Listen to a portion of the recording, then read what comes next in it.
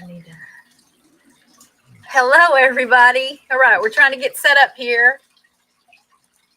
Let me look and see if we've got any friends with us yet. Easier said than done.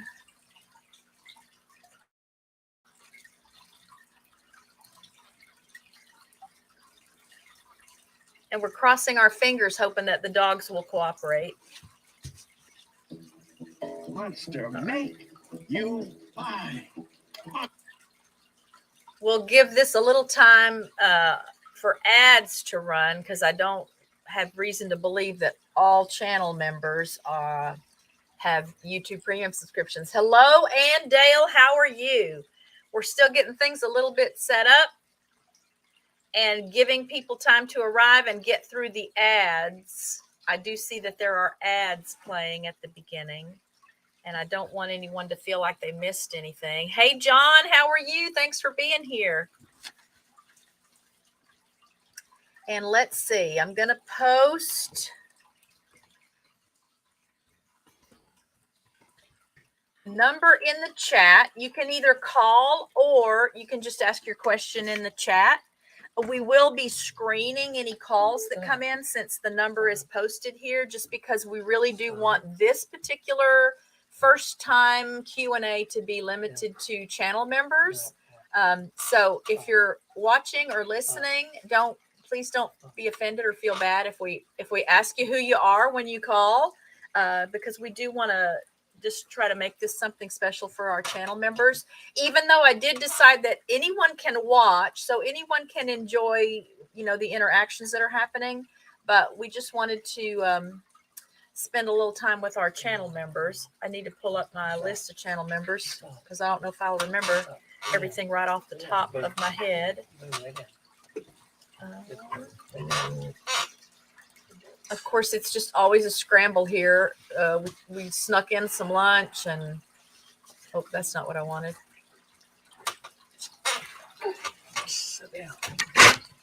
What's he doing? All right. One more minute. All right. I'm pulling up this spreadsheet. And that's way too big.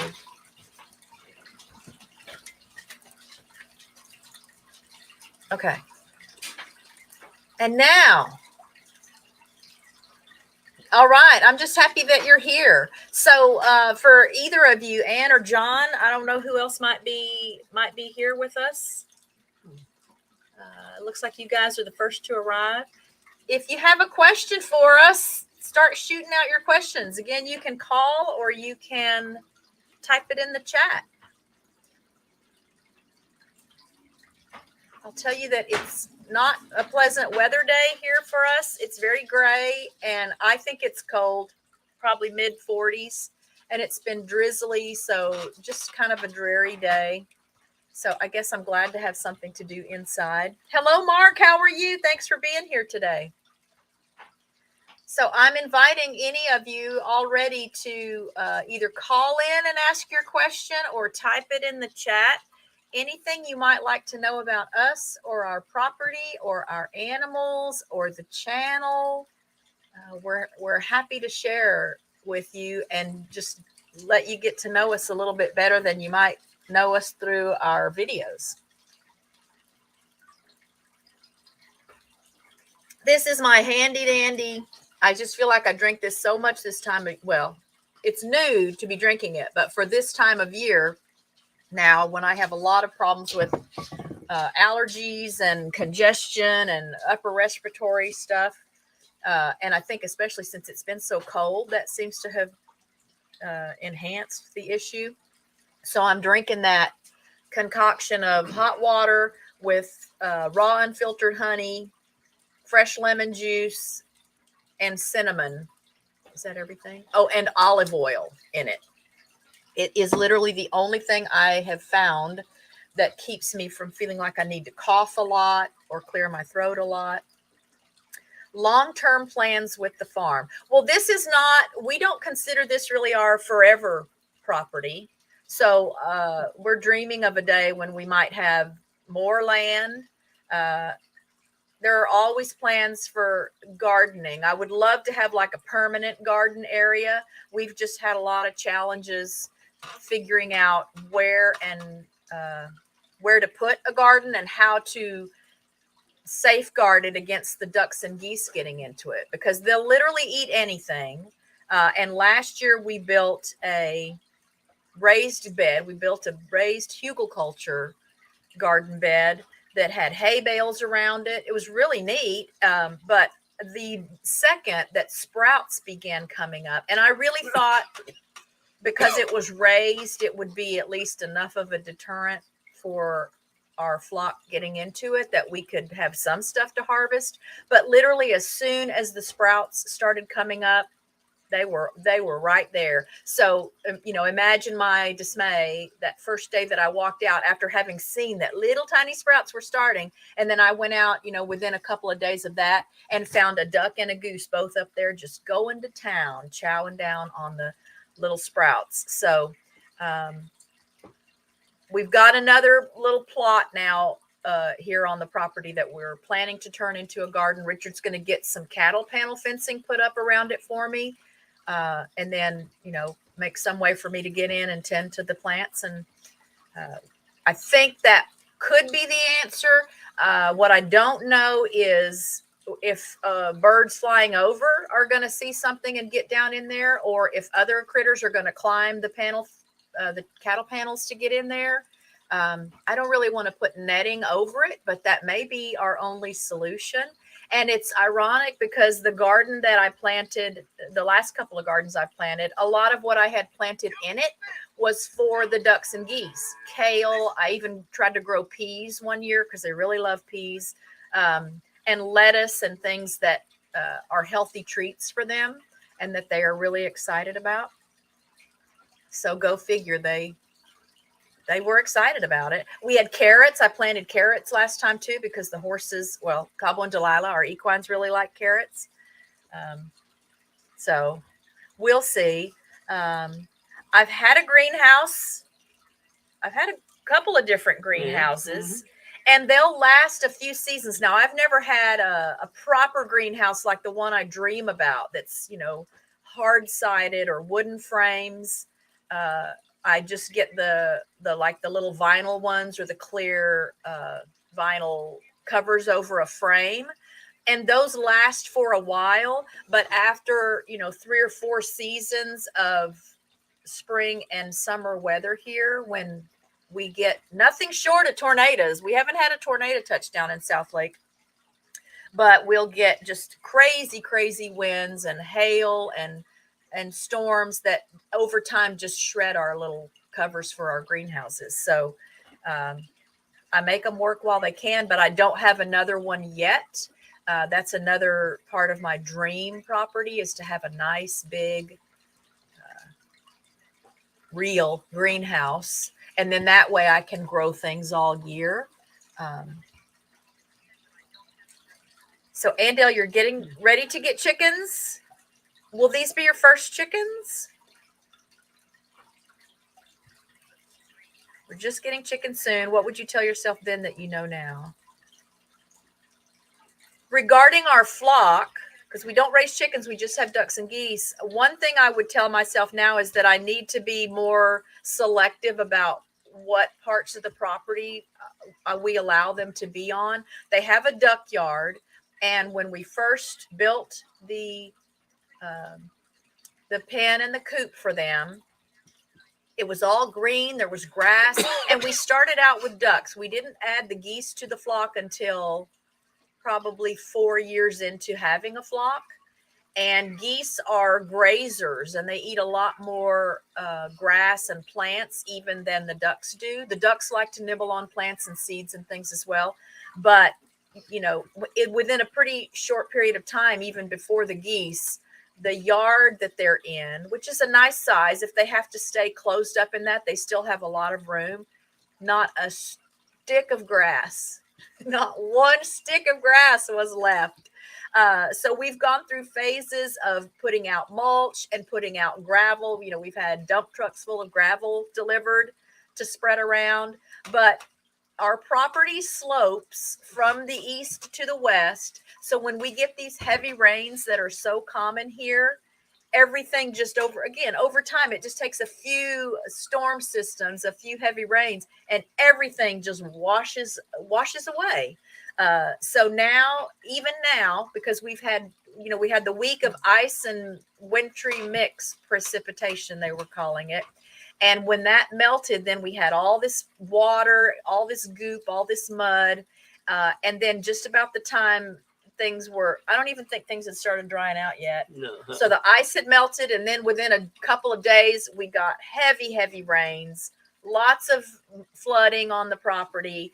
And so you have to walk like Tim Conway out there in the duck yard now because there's no grass. So there's no traction. And you just slip around on all this slimy mud. Now, the ducks and geese love it. They are water birds. And so the wetter it is, the happier they are. And they don't mind the muddy water, which comes with ducks and geese because they're dabblers and they're foragers. So they spend a lot of time rooting around in the mud. In fact, they like it when it's muddy because things are soft and they can dig down with their beaks, which I can attest to that too because of all the little divots and holes in the backyard where when the ground gets soft enough, they have a good time rooting around looking for bugs and seeds and things. Hello, Connie. Thanks for being here today. So that's one thing I would tell myself that I know now that I didn't know then is that I would just be a little more selective about where we let them go. I wish now that we had gone ahead and opened up the fence on the back of their yard to let them spend more time on the back pasture so that maybe we could still have at least a little more of what I call their yard that had grass on it. Does that answer your question? I'm thinking too, as I'm asking you that, if there's something else I would tell myself then that I know now. Obviously one thing I've learned, and I think it's a great life lesson for anybody is, and maybe it's kind of in the same, under the same umbrella of what I would tell myself then that I know now. It just has to do with loss and losing birds. Because I guess partly since they're outdoor animals and they do have time, I don't leave them in the pen. We don't want them ever to be caged. The only thing here that's caged really, if you can call it a cage, is our turtle because she lives in her turtle tanks. But the ducks, part of their health, a lot of their health comes from having the ability to do duck things, swim on the pond and forage for bugs and plants and seeds and lizards and, the little things they like to eat. But for us, it's meant losses because, there's other wildlife. We've seen coyotes and we've had bobcats and hawks and we've got skunks and raccoons, and I've never seen a fox, but I guess it's possible we have foxes. And so I don't know that I was emotionally prepared right in the beginning for the natural losses that were going to happen just because there are other animals that share this space from time to time. I think Delilah, our mule, has grown more efficient in keeping some of the bigger things away. We haven't seen coyotes now in a long time. I haven't even heard them in a long time.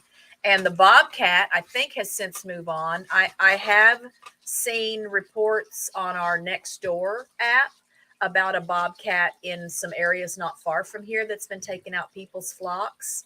I will tell you that it's made a big difference for us to add geese to the flock. And the reason I added geese to the flock is because they are guardian animals. So the purpose of a goose among whatever its flock is to protect.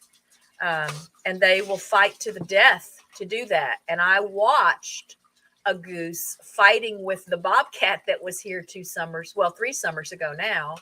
Or it'll be 3 summers this summer, watched that fight happening. The goose was not intimidated by the bobcat at all. unfortunately, the bobcat just had the advantage over the goose. But the other adult goose in the flock, so we bought a pair, a day-old pair of geese. They have gone on now to produce 8 goslings for us. One of those goslings was lost because of a predator. But while this one goose was fighting the bobcat, the other goose was sounding the alarm and sort of herding the rest of the flock, including the goslings we had at the time, back in through the gate to their yard. It was horrifying and fascinating all at one time. So I would definitely tell myself to be prepared for losses. You can't have one without the other. The only way you could have one without the other, again, is to keep them caged up, to not let them out, not let them range or forage. And I just don't think that would be a really healthy life for a water bird. So let's see. Thank you, John, for liking and sharing. Yeah, you guys give us a like. Let us know if you have questions. If you missed the phone number, I posted the phone number above. And you can call in with your question. I tested that out yesterday on the roundup. And when you call, you'll have to call and ask your question and then hang up to hear the answer, because, maybe it'll be different if it's just, we can try it without you hanging up. But yesterday when people were calling in and I had Bearded Eagle as a guest, as he was attempting to answer the questions, the people on the phone could not hear it. But it worked out great for them to ask their question and then hang up and just wait to listen to the answer. So you can do either. You can post questions here, or you can call in and ask your question on air. And again, there's no limits. You can ask us anything about ourselves or the animals. Just who we really are beyond what you see here on the channel. Let me make sure I'm not missing another question. So thank you, John and Ann, for your questions.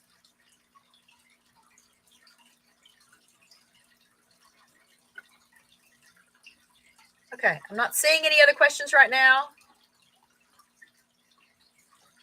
Yeah, so Ann, we've had a pair of Canada geese stopping by pretty frequently over the last couple of weeks.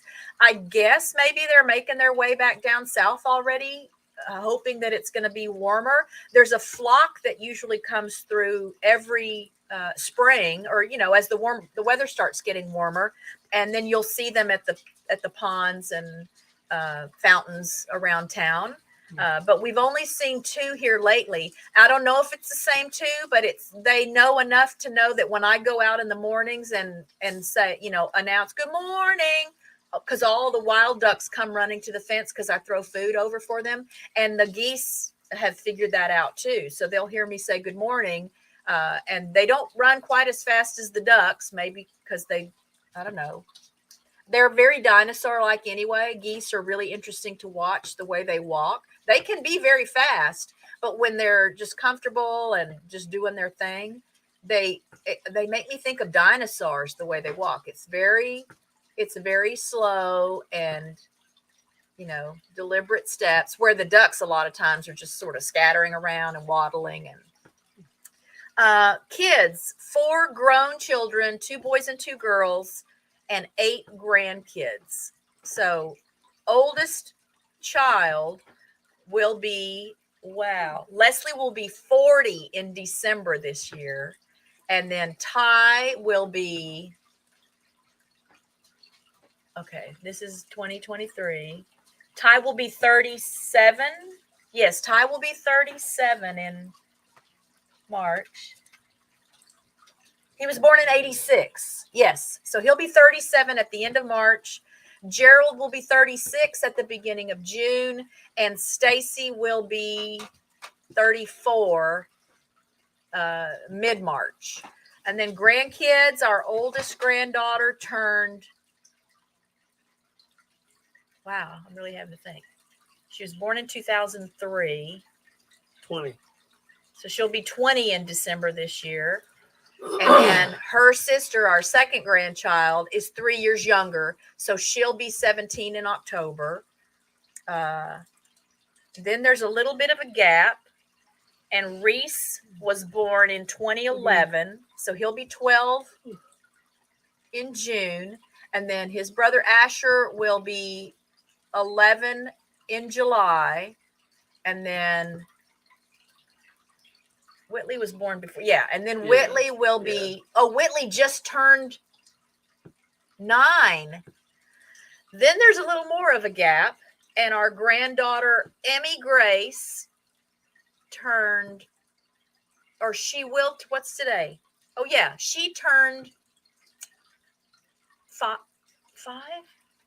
Oh my gosh. It gets hard to keep up with. Wow. I think she turned 5 in January. Her sister, Berkeley, will be 4 in September. Yeah, I think that's right. She'll be 4 in September. And then little Archie will be a year old this year on the 10th of March. Yeah. And I don't think there are any more grandkids in the works. Our son Gerald is not married, doesn't have kids. He has 2 dogs, so we've got 2 granddogs through him, but no grandchildren, no human grandchildren there. Yeah, I will share with you, Anne, that I know it's really common for people when they're feeding wild waterfowl to give them bread or crackers or things like that, and it's not healthy for them. I don't know what you might be feeding yours. So I always recommend that people either just buy a bag of poultry feed, that's good for them, or for a treat, ours love peas. I buy the bags of frozen peas. In the summer, they eat them frozen. When it's not summertime, I'll let them sit out and thaw a little while. Or if I'm feeding in the winter and I forgot to set a bag out to thaw, I just run hot water over them for a little bit so they're not frozen. They go crazy for peas. One of the treats that I like to do here in the summer is I cut holes in the sides of just drinking water bottles, plastic water bottles, a hole on each side. And I fill them with frozen peas, and then I toss those bottles out into the backyard. And as they knock them around with their bills, the bottles roll and the peas fall out, and they just have the best time going after the peas. Okay, yeah. So just stay away from bread and crackers and cereal, stuff like that. But fresh fruits and veggies. It took the wild ducks here a little while to realize when I started throwing over peas and carrots and things that they were supposed to eat it, because obviously that's not something they're just going to come upon in the wild. But over time, they've realized that it's a nice treat and they'll eat everything I throw over. And then we also have a bag, usually at least one bag of the dried mealworms. That's a great high protein treat for them. And you can just toss out hands full of those dried mealworms.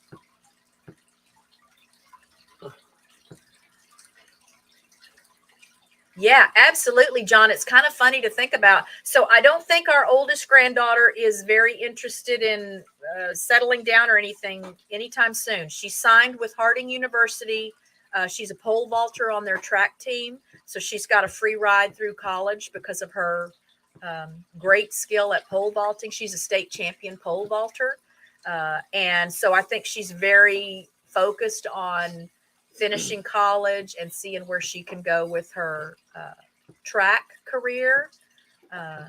But again, yeah, so absolutely. I was 21 when Leslie was born. Leslie was 19 when Cadence was born. So, to be still close to that same age, absolutely, we could be great grandparents in the not too distant future.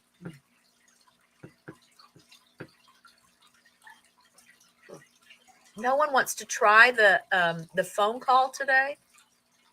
Yeah, Mark, she's just doing amazing. I mean, she's been a top student. It's no surprise because Leslie's the oldest. She has most of the oldest tendencies. So she's super responsible and diligent and has really encouraged both of the girls to choose something and work to excel at it.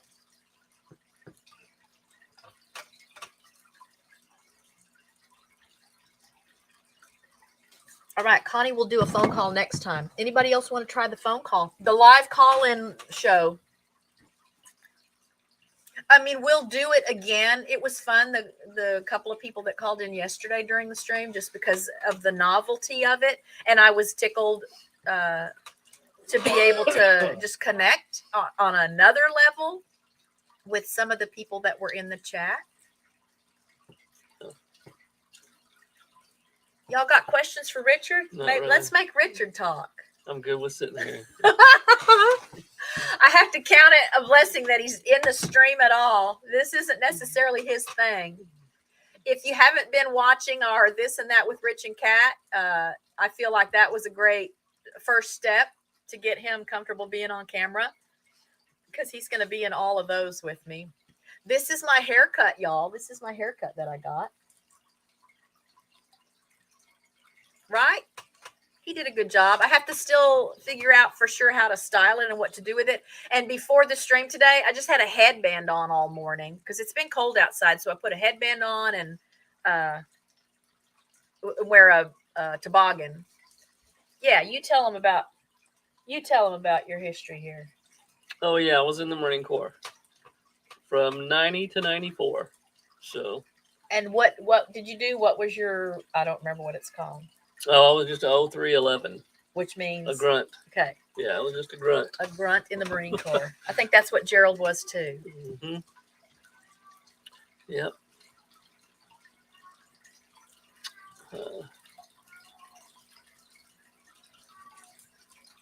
While y'all are thinking of your next questions, I'll tell you what I've been watching on YouTube this morning. So y'all know I love watching these eagles, these bald eagle live streams in the nests. And a crunchy grunt. Is this crunchy go with grunt?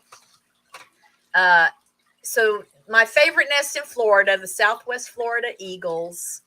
Harriet went missing on the 2nd of February. No way to know what might have happened to her. There have been massive searches for her. Groups of people grid searching the areas all around the nest. Any report of eagles, even as far away as 20 or 30 miles, you know, it's been checked out to see if it possibly could be her. Haven't been able to find her. You know, I want to, he was a, what is that? Oh, he was in track. Okay. Tracks. Okay. There's a connection you guys have. And so part of me thinks, okay, she hasn't been found. I'd love to think that means, for whatever reason, she's someplace else, happy and healthy and strong and thriving. It's very odd that she would just leave her nest with the 4-week-old eaglets that were in it behind. But the dad eagle has done an amazing job, like an unbelievable job, keeping them fed, protecting the nest, because they're very vulnerable still to predators. And a lot of eagles lost their nests due to Hurricane Ian. So there have been a lot of takeovers and a lot of attempted takeovers happening at a lot of the other nests that either didn't get destroyed in the hurricane, or like with this Southwest Florida nest, the parents just rebuilt another nest from scratch before it was time to lay the eggs. So I've been watching, and for about 2 weeks now, there's been a female eagle. There were several female eagles kind of vying for this nest and M15, this single dad, starting with about a week after Harriet went missing. Does someone who's calling have a number that starts with a 616 area code? Because I don't want to get in the middle of a phone call that's not one of you guys calling. Maybe I'll have you, if you're going to call in the chat, why don't you guys say, I'm fixing to call? Just then I'll know, because I don't want to, again, be rude and be on the phone with somebody that doesn't have anything to do with the stream while you guys are here to listen to us. But so back to Harriet and M15. So M15's been doing an amazing job. This female eagle showed up about a week after Harriet went missing. She was very injured. it was obvious that something had happened to her. She has a lot of injuries on her feet, her right foot in particular, with even some necrotic tissue. So, possible infections and things. It does look to have been improving over the last couple of weeks. And obviously there's no way to know where she came from or what her story is. And in the wild, oh, that was you, John? So if you want to call back, John, we'll look for that number again. And we'll answer and let you get your question on air. So it's been touch and go with this female eagle because she has waited for M15 to bring food for the babies. And then she goes down to the nest to take the food. So that's not good, right? But it's believed that she's on the younger end of things. So she may not have ever had eaglets of her own. She may not have mated at all with anyone.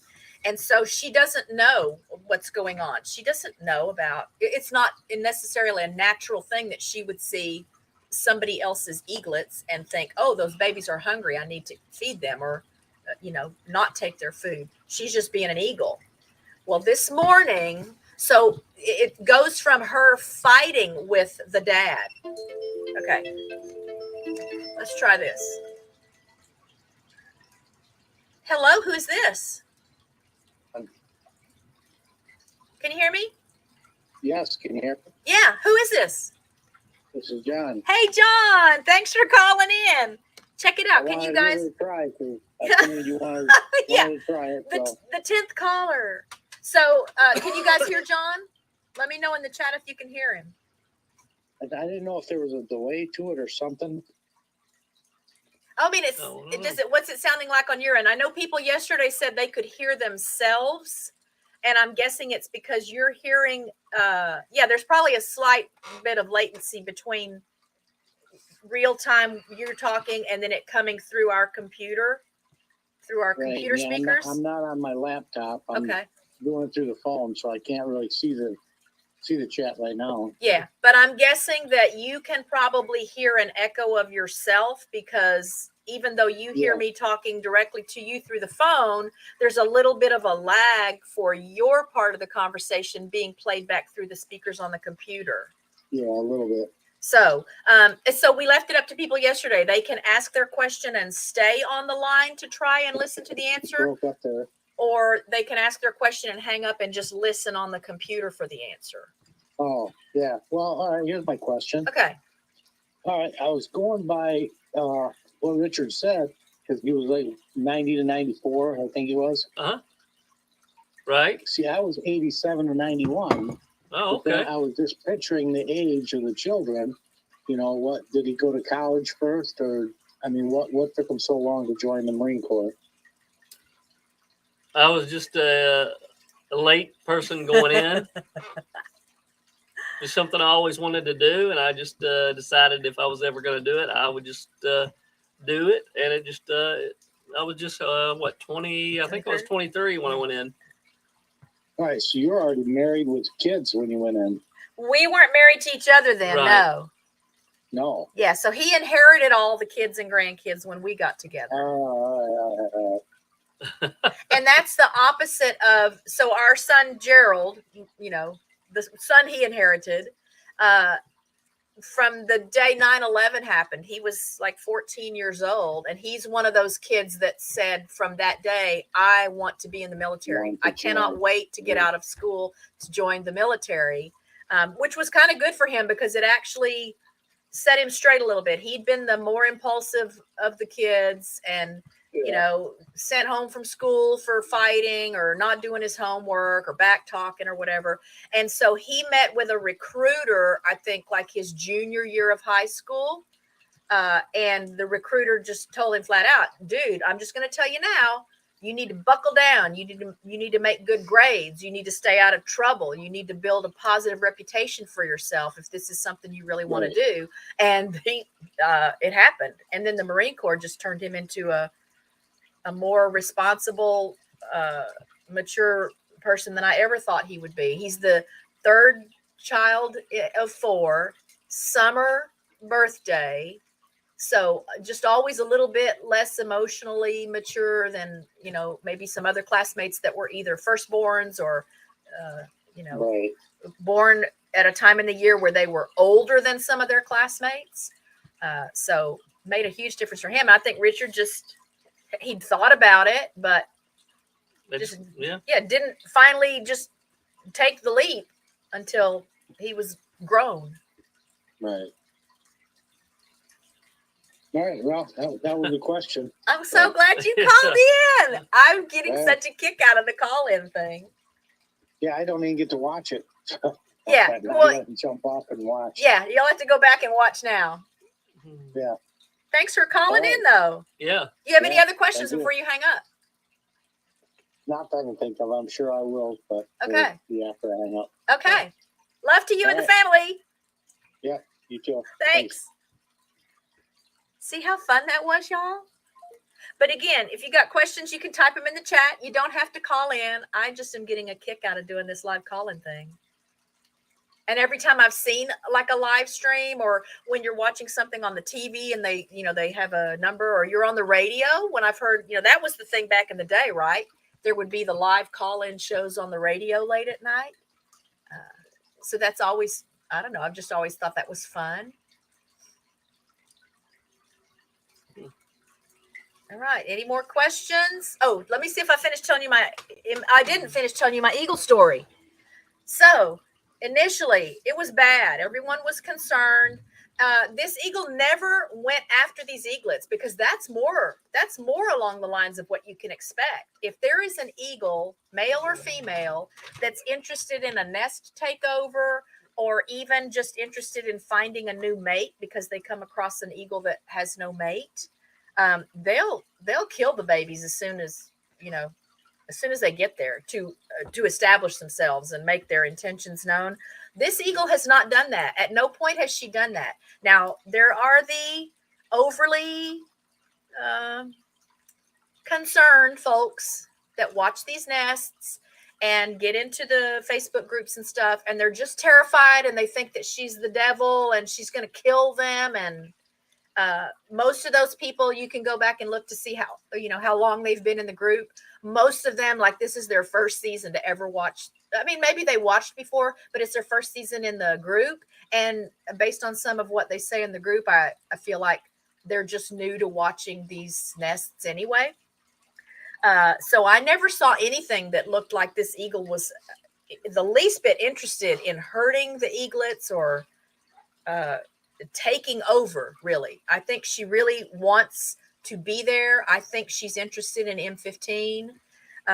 But the concerns for me had to do with, in the beginning, he would bring a fish or whatever, and she would want it, and they would fight. He'd be trying to get her out of the nest, and she's very strong. Female eagles are significantly bigger than males, and they would fight. And so they're like running over the babies. And that was my concern initially, is just that they would just be, innocent bystanders, and they'd get knocked out of the nest or something. And they're too little they have to stay in the nest to be cared for still. Anyway, so that didn't happen. Part of the reason that didn't happen is because M15, I think, also must realize that. So he stopped fighting with her. She would come in. He would bring a fish, rather. She would come in. He would just move to the side a little bit, I guess, to be there in case she was mean to the babies. I don't know. It meant sometimes she ate all the fish and the babies didn't get any. And she would snap at the babies if they tried to take a bite. And so that went on for like a week until this morning, when he brought a fish in. She was right behind him coming into the nest. She tried to take the fish from him. He just backed off, moved over to the side. She started eating the fish, and then she started feeding the eaglets. Y'all, this is unprecedented in the eagle world. I've never even heard of this happening. And I'm really anxious to get some reports from like some of the raptor experts out there, or the Hancock Wildlife Foundation that has done so much in educating people and documenting behavior and history of nests. But I recorded that. So I posted the recording to one of the eagle groups I'm in on Facebook, because this is history happening right here. And I can't even help but wonder.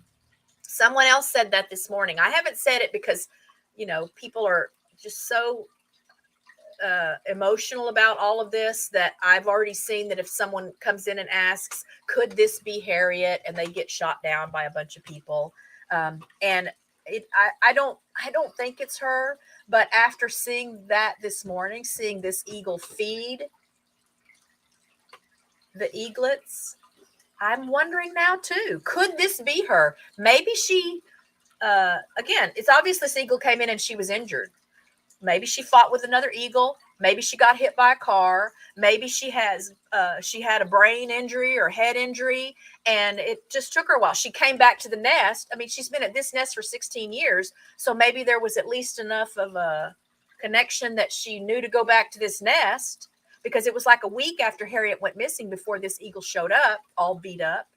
And then as she's healed, maybe she's realizing, oh, right, yeah, those are babies, and those babies are supposed to, I don't know. I like to think positive when I can.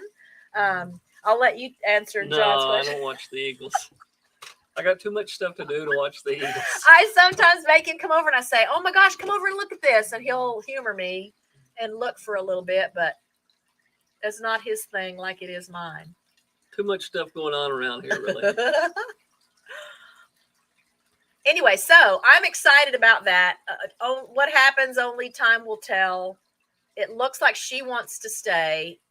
And for the last week for sure now, M15 has let her be in the nest with the babies. They sleep. So she's been coming to the nest tree at night and getting beside him on the little branch where he sleeps above the nest to watch things. She, very early on, when she showed up, she would chase off intruders. So other eagles and things that would come to the nest, she would chase them away. So everyone thought that was kind of weird too. But some little pieces are starting to come together. And, whether Harriet comes back or not, whether this is Harriet and we just don't realize it yet, it looks like maybe it's just all going to turn out fine. I know for a lot of y'all, it is not the first time you've heard me go on and on about Eagles. I don't watch football, but I was bummed that the Eagles didn't win the Super Bowl. All right, more questions? Any more callers?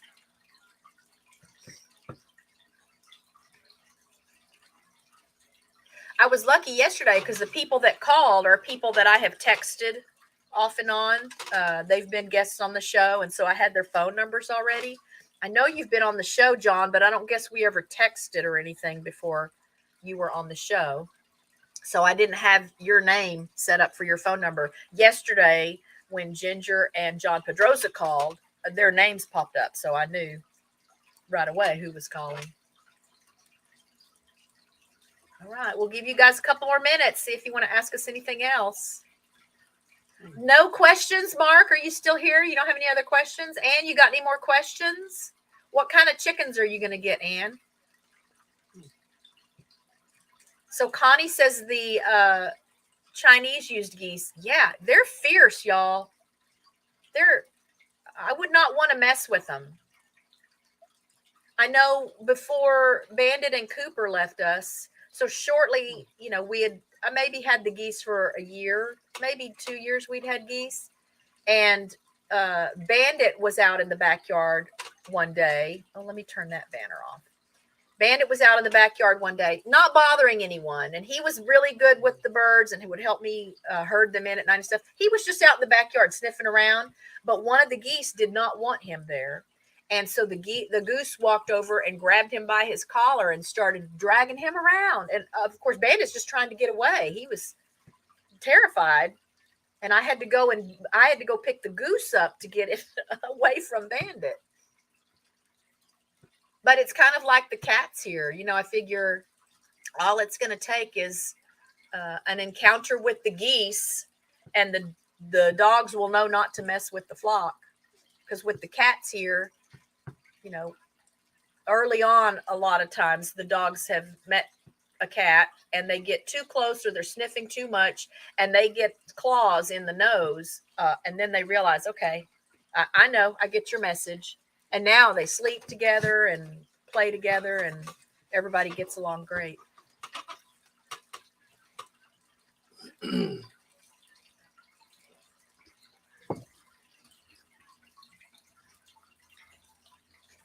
Okay, if we don't have any more questions, we won't keep you guys in your chairs anymore.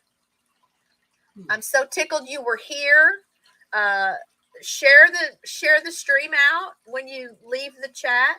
If you think of other questions you didn't ask, you can always put them in the comment section that'll pop up under the video once it's not live anymore. And I think most of you guys know each other. If you don't know each other already, please check out your channels. I'm looking back at your comment, Anne.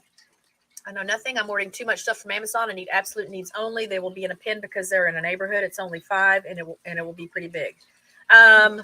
So again, I don't raise chickens, so I don't know a lot about what to tell you about chickens. I can tell you that you're probably, we have some space here, so it's not been an issue. Nobody's ever reported it, but geese are loud. The good news about that is that geese are loud in sounding the alarm as well. So there have been times that, I will hear them putting up a fuss out on the pond, and I go out and look, and there's a hawk, or there's those black vultures that like to hang around, and they're just doing their little warning calls. But it comforts me to know that they do sound an alarm when new people. So if someone new comes to our house and goes in the backyard to see them, they'll carry on and honk and alert that there's somebody that doesn't belong or that they don't know. It doesn't take them long to realize, oh, okay, this person's not here after us. They're here to visit with the humans. But I know Anne, there's lots of people with chickens and a lot of experience raising chickens in many of the groups we follow. And I'm sure I overdid it in the beginning too. And now I've realized they're easy to keep happy and relatively easy to keep healthy as long as they have a clean, safe place to be protected from predators. If you've got a problem with predators in your area, which, that can be anywhere, plenty of people in neighborhoods all around the world have had encounters with, again, bobcats and coyotes and things that can really cause heartache. Oh yeah, they're particularly loud, which is not a problem for sure during the day, because when the Canada geese come in too, of course they have to shout to the world that they're here, and so I usually will hear them before I see them. But at night, every now and then there'll be a little scuffle that goes on, or because the geese are good at monitoring mating between the ducks, the geese don't allow the drakes to overmate the girls, and so they will holler and break up ducks if there's some rough mating going on. It's exactly like that, Anne. Exactly. Like I can think back to when Leslie was a newborn, like not sleeping because I felt compelled to watch and make sure that I could see that she was breathing. Then the fourth one. So by the fourth one, I've shared this story that Ty, so that's my second born, my oldest son, would go and drag Stacy, number 4 of 4, out of her baby bed over the rail and come walking into the living room, holding her with his arm around her neck, carrying her around like that. He did it until she was too big for him to manage it, because they're not even quite 3 years apart. So he was still very, very much a baby when she was born. Had the last 3 in just under 3 years.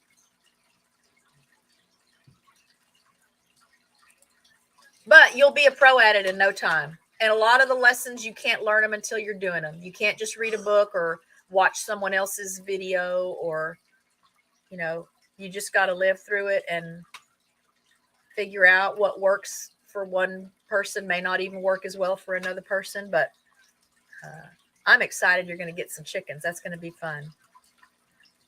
When we get ready to raise meat animals one day, I think chickens will be what I'm going to do first. Richard just went, Yeah. See, again, we're not at that point yet, but okay. Again, thank you, everyone that's here. Thanks, John, for calling in.